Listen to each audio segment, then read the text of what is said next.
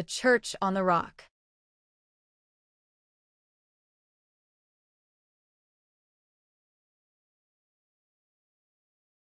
Nestled high upon a rugged cliff overlooking the vast and restless sea, the little church stood as a quiet sentinel of faith.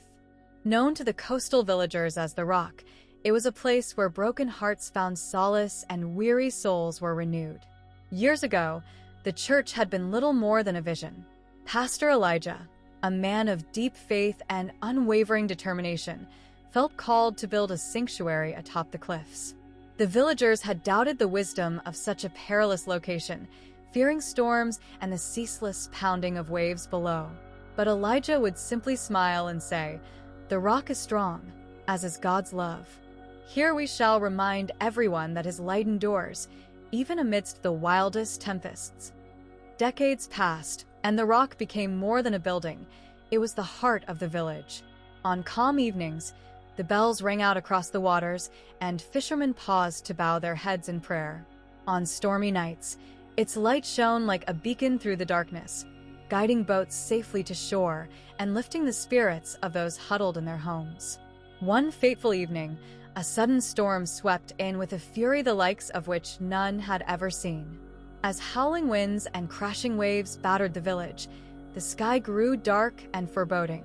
Pastor Elijah, now frail with age, stood before the pulpit, his voice strong despite his years. "God is our refuge and strength," he declared, "a very present help in trouble. Together, let us pray." The villagers gathered inside the little church, their voices rising in hymns of trust and hope. Outside, the storm raged on, and the waters rose higher. Just as fear began to creep into their hearts, the steeple's cross, silhouetted against a faint break in the clouds, caught a glimmer of light from the heavens. It was as if God himself had whispered a promise, "I am with you." When dawn broke, the storm had passed. Though the village had suffered damage, the church on the cliff stood firm, untouched by the chaos. It became a symbol for all who saw it, a reminder that even when the waters rise and the winds howl, faith planted on the solid rock of God's love shall never be shaken. From that day forward, the rock welcomed all who sought its refuge, travelers lost in the storms of life, those burdened with grief, and those yearning for peace.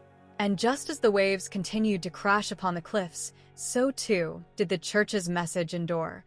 God's love is steadfast, his light unyielding, and his hope eternal.